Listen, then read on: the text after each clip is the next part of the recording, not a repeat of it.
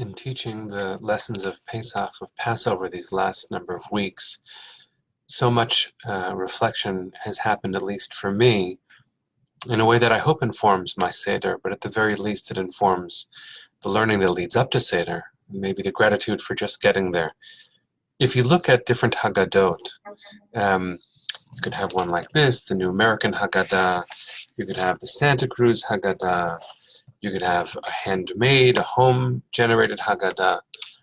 There are so many things that can strike your interest.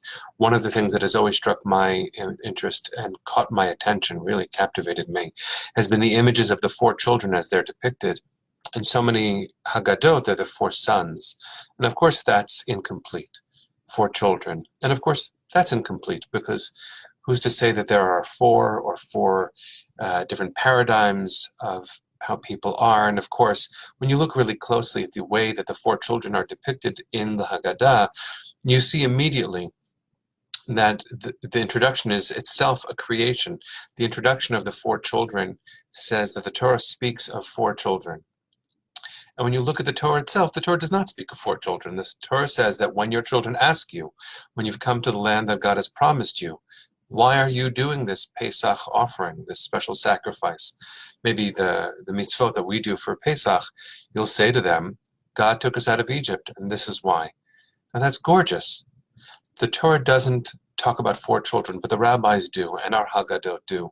And if you look at different ways that the four children have been depicted over time, it's a reflection of what we think of as wise, or wicked, or simple, or doesn't know how to ask. And in truth, those aren't four different people at all. That's four different ways that each of us is. In fact, there are moments where it might not be wisdom, but you, anyone can be a chacham, a show-off of the knowledge that we've accumulated. Give me all the details, I can handle that. But that's actually not what the Torah had us ask. The Torah presumed that we were going to say, what's this? Maha avodah hazot lachem.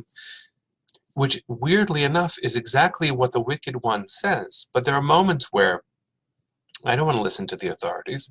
I have a sense of my own righteousness. So what is this to you? What's this to you? It's a way of distancing myself from the other. But the weird thing is also that the wicked child, the rebellious child, showed up, is there at the table. And the rabbis have us respond so harshly to that wicked one, saying things that we would never say to our children, hopefully never to each other, and deepest of all, hopefully we would never say such things to ourselves. How dare you ask such an utzi question, such a rebellious question, such a selfhood question?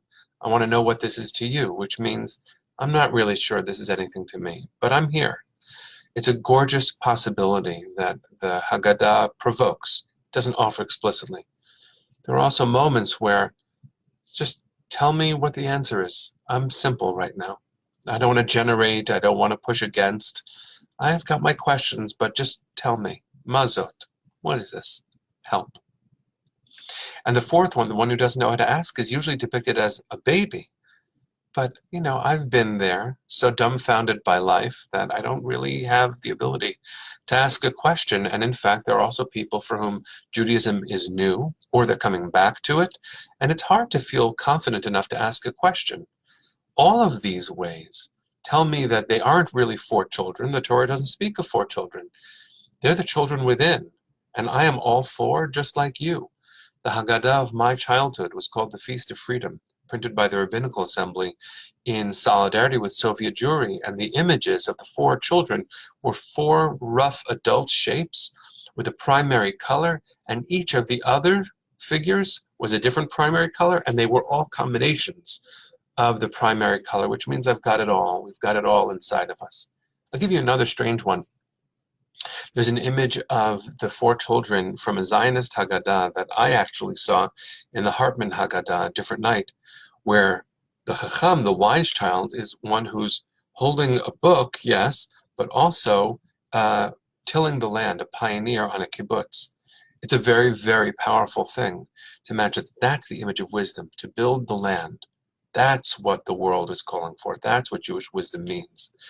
And the Rasha in that Haggadah is a very pointed image, especially for American Jews to think about. It's an American wealthy Jew standing by an oil field who isn't part of the whole, who's distancing themselves from the destiny of the Jewish people, which is not only located in Israel, but is certainly not about taking care of the self alone.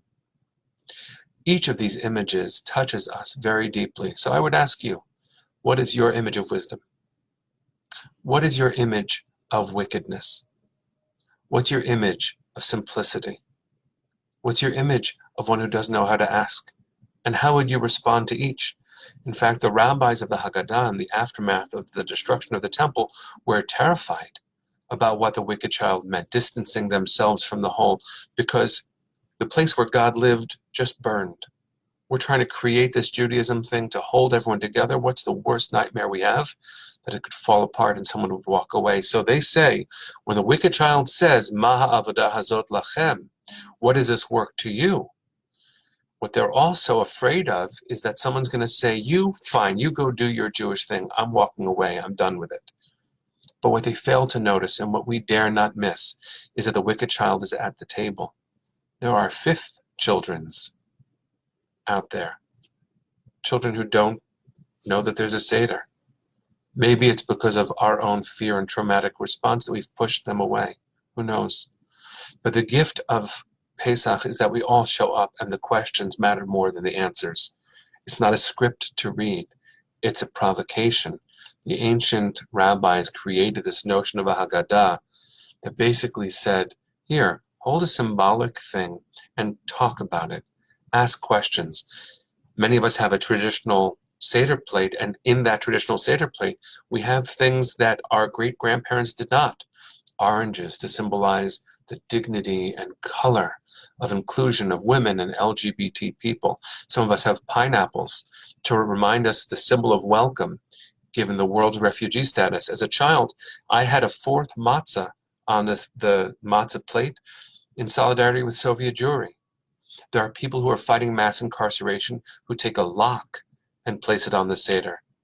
I have a dear friend named Helen, who when she lost her son, created this ritual of taking a baseball, which was precious to him, and putting it on the Seder plate to bring the family together, remembering all of the ancestors and all of the stories. I'll just close with this one really simple realization that I came to a few years ago. And it's one that I try to hold on to, as I am anxious about Seder. It's like probably everyone responsible for Seder feels. Just before Pesach begins, many of us search for chametz, search for the leaven, which is itself such a strange thing. When you think about it, you've cleaned your home already, and then all of a sudden, you're going to plant 10 pieces of chametz around your house and then pretend to look for them, even though you know where they are. It's a pretty strange thing. Strangest of all is the end. The end of the Seder, the end of the search for chametz, which the night before Pesach and then the morning, we recite this very strange paragraph in Aramaic. We say, Kol chamira v'chamia de'ika birshuti. All of the chametz and the yeasty stuff that is in my property, that I knew about, that I didn't know about, that I've seen, that I haven't seen, let it be ownerless and like the dust of the earth. And if you think about it, what does that formula mean? It means, God, I did my best, and it's good enough.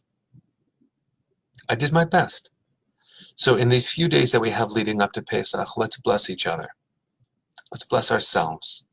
Let's think about the image of wisdom, the image of simplicity. And let's wonder if we've ever realized deep down that our best is good enough, and that is freedom. The freedom of knowing that our best is good enough. Chag Sameach, everyone.